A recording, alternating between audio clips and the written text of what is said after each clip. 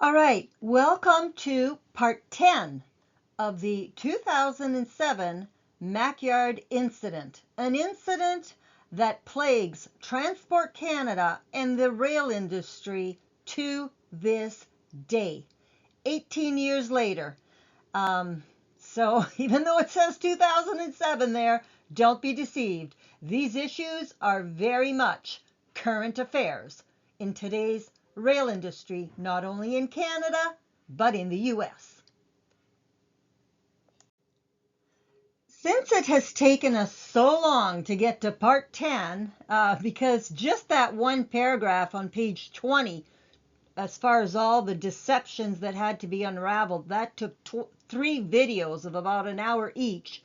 I want to do a quick recap before we keep going here in part 10. So, between page 14 of the report from the Transportation Safety Board pertaining to Mackyard, it's R07T0270, between page 14, which discussed the conductor trainee qualification or field/practical test, it was supposed to be a field test, but much of it was oral as opposed to practical. If you remember, it said describe, describe, describe, describe. Well, those are classroom type tests. They're not a field test where you're sitting there, where you're supposed to be there doing the actual work and proving that you can do the work in an actual field environment. A test involving describe and tell me this and whatever, you can do that in a classroom. You don't need to be out in the field to be doing that. That is not a field test. So between page 14 and then page 23, which discuss the adequacy of that test, there were, again, all these things, point 1 through 8, being discussed. So we had the simulator training on remote yard operations, which is not even used in Canada. And they even mentioned that only one US carrier at the time had simulator training for belt pack operations. So again, a report filler to pull apart page 14 and page 23 and separate those two issues as far as the test and the adequacy of the test. Those should have been bang, bang, one right after the other. If not pages 14 and 15, then after page 23, make it page 23, 24. You can discuss all this other crap first, and then, the accident, everything, and then get to the test and the adequacy of the test. Those two issues should not have been separated as they are, but they do that for a reason in these reports, because you're not going to remember what you read on page 14 of the, which should have been a field test, but it's described, described, described, described. It's really not a field test. Anyways, just my opinion. Then they discuss the lab test, where they try and recreate the accident on page 15 and 16. Then they talk about other related yard accidents. And here, if you recall, we found 2 classified or hidden from the public belt pack reports for incidents that again happened in Mackyard in March of 2007. That would have been before the Mackyard incident of September 2007, and then one for November of 2008. But those reports are hidden from the public. I phoned the Transportation Safety Board and I wrote to them requesting these 2 reports, which should have been available online. He called me back and said, these are classified. You're going to have to go through access to information in order to get your hands on these reports. I expect them to be very heavily redacted, but the point is, folks, these were belt pack operations in Mackyard, just like the one that is the subject of this analysis, of all these videos. So how bad really were things, and maybe still be? Because again, these training programs have not been modified, as we've seen, because the regulation's not been modified. Oh, they did a first attempt to modify frontline rail worker training programs as a result of the Mackyard incident, but that was a complete and total public scam. And I kind of gave you some of the highlights of that, but there is a lot more tied to that issue, and we're going to be getting into that shortly. But anyways, why would they have two reports classified? How bad are things? What more are they hiding? It's bad enough to see what we have and what they have unclassified and allowed to be public information. But what are they hiding? And who are they protecting? We may be getting to those issues. Transport Canada then did a review of CN's operating practices. That's the audit that we discussed and reviewed also already. Those were provided on pages 18 and 19. Then the qualification standards and training for operating crews. That's the QSOC, the bogus regulation that they refer to. It is not the QSOC regulation. That is the Railway Employee Qualification Standards Regulation. And that little paragraph on page 20 is the one that took me 3 videos in order to unravel all the lies in that one paragraph on page 20 pertaining to what they call qualification standards for operating crews, a regulation that does not even exist. So they use the wrong names, confuse the public, right? Who's going to spend years figuring all this out? Basically nobody. Unless you're like me, you're a parent in a rail with a child in the rail industry, and you need to protect your child who has lost entirely too many coworkers. And for sure 2 out of 3 of them should never have died, in my humble opinion. Conductor trainee Jason Clooney, who was a conductor trainee at the same time as my child, and another person who should never have died, but died in belt pack operations. And we're going to get into these issues a lot deeper. Then there is, let's see, the analysis of the accident. That's provided on pages 20 through 22. Again, let's separate the test and the analysis of that test. And then they get into the handling of length and tonnage in yard switching and belt pack training and the experience issue.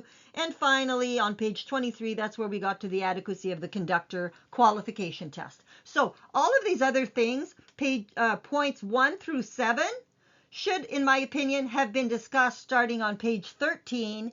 And then after all of these 1 through 7 points were discussed, then you can get into the you discuss the accident, everything else, then you can get into the training test and the problems with the training test. Those 2 things should never have been pulled apart the way that they are in these reports. You need to keep key things together. And that means what is on page 14 should have been basically the discussion right before point 8, which had to do with the adequacy of the conductor qualification training and testing. Okay, and this, folks, brings us to page 23, which we've also reviewed. And this had to do with the adequacy of the conductor qualification test. This is the first half of page 23. We've reviewed this first half, but I'm just briefly going to go through it again. Anything there where it says compromises, those compromises, given they were likely not filed with Transport Canada for prior review and approval prior to field implementation, anything that's a compromise, like putting observation trips as training trips or trial trips, that was 2 weeks worth. No, those are not supposed to count as trial trips. Observation trips are just trips where the rail worker, the trainee, is just there to observe. And so that's one of the compromises they did. They included observation trips as part of the trial trips, the 45 which were required in the field. Can't do that.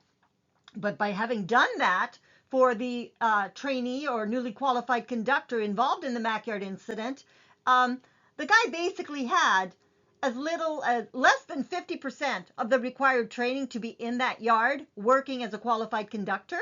And if Mackyard requires 60 tours or field trips prior to working in that yard, as a lot of the union contracts do for larger yards, and Mackyard would definitely be one of the larger yards. So if 60 tours were required, this guy would have had 37% of the required training. So we're going to get into a lot more of this as I cover belt pack issues specifically. This particular series has to focus just on Mackyard.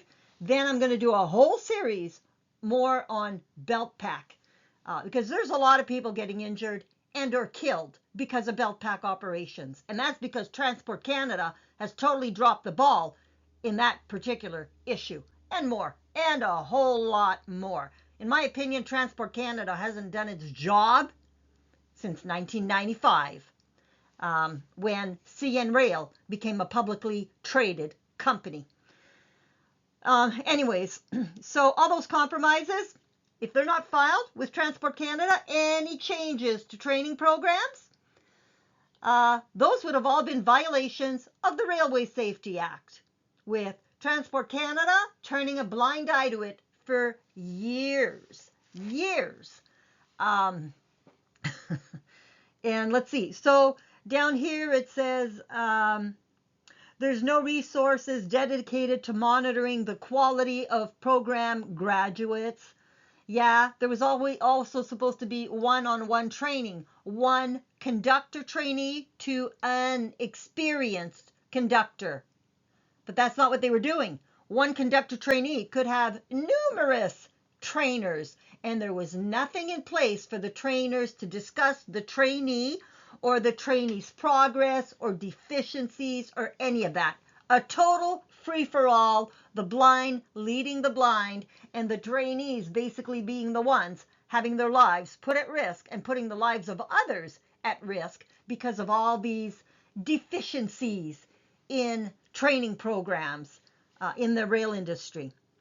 So it says here the conductor qualification testing did not meet the test for ecological validity because the methods, materials, and setting of the examination did not approximate the real life work conditions. The training program as structured. No, it wasn't structured this way. It was structured very differently, but Transport Canada allowed it to become what it was by not doing its job in reviewing all these changes and insisting they be filed and approved with Transport Canada for prior approval before field implementation. But it says here the training program as structured was qualifying conductors without the requisite skills or hands-on practical training to do the job. They did not have adequate experience handling long, heavy train movements, nor did they know the intricacies of the territory in which they were required to operate. Because again, if you remember, there are no maps provided for Mackyard. And if it was true in this large yard, it was probably true in all large yards for CN Rail and very likely CP, but that's just my opinion. But anyways, I have no way of proving that.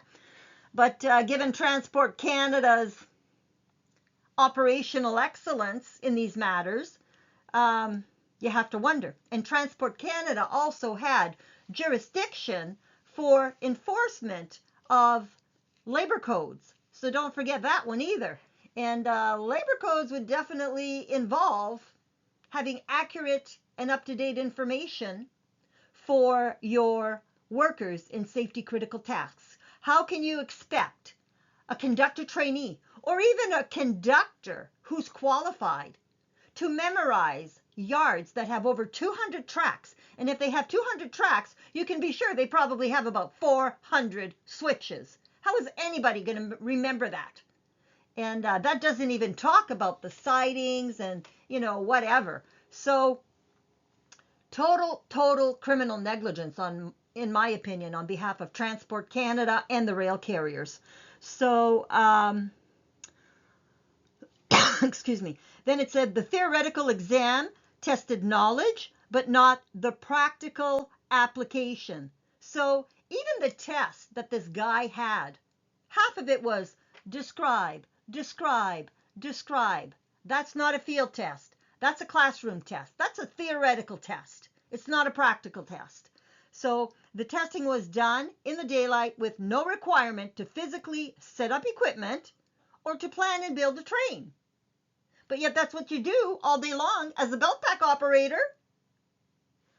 So there was nothing in the test for the work you were basically actually going to be doing all day long, as far as physically setting up the equipment, planning the movements, and building the train. Kind of a problem. Then it says the qualifying test to certify conductors in belt pack yard operations is not sufficiently rigorous to evaluate conductor trainee skills under work conditions. Consequently, trainees without the requisite skill or experience are being placed in active service without any restrictions on their duties, putting the lives of everyone there at risk. And worse, the lives of the public at risk. Because Mac Yard, that incident involved the derailment of 2 chlorine gas cars. Fine, they were not breached. They lucked out as far as that was concerned. But what if those chlorine gas cars were breached and the gas leaked right next to a major population center, namely Toronto? They did have several thousand liters of diesel fuel that leaked in the yard, because those particular rail cars were breached.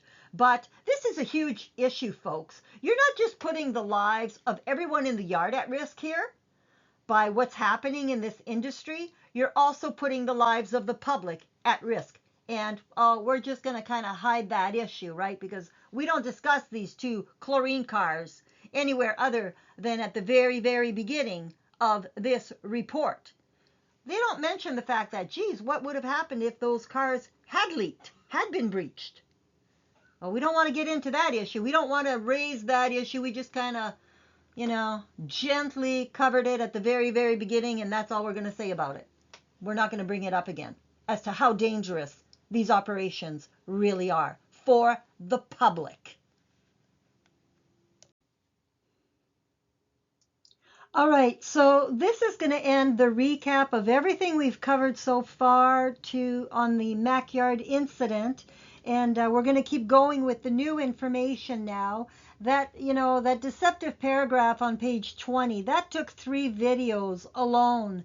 So it's kind of a lot to ask for people to remember everything that was covered before that, and I can't just pick up and go on from there. And so I just felt that we needed a little bit of a recap before we keep going with the new information pertaining to the Mac Yard incident, which still has implications to this day for both Canada and the U.S. And so on that note, I'm going to wish you a very good day. Have a great day, and I will see you in part 11.